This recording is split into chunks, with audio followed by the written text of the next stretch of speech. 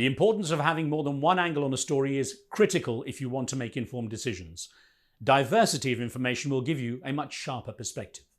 For example, in 1986, Britain's Guardian newspaper had a very notable advertising campaign called Points of View. An event seen from one point of view gives one impression. The first angle shows a skinhead running away as if he's done something wrong and been spotted. The second point of view looks like he's attacking an older man walking down the street. Seen from another point of view, it gives quite a different impression.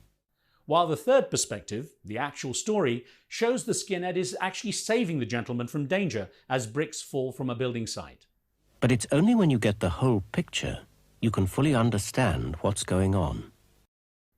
Sadly, since that campaign 35 years ago, we've gone through an incredible information age and ended up in a disinformation age where critical thinking is being pushed aside by fake news and partisan journalism.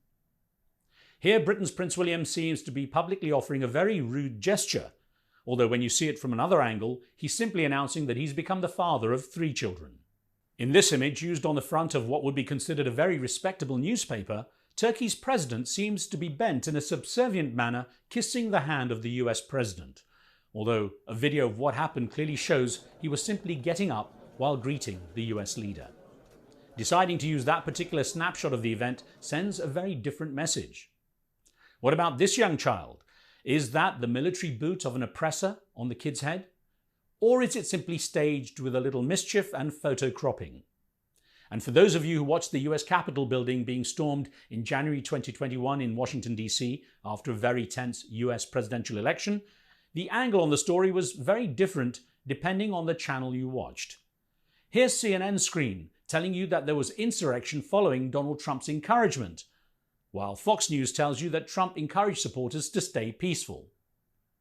You need to know what's being said by different media outlets if you don't want to be trapped in a very manipulated echo chamber.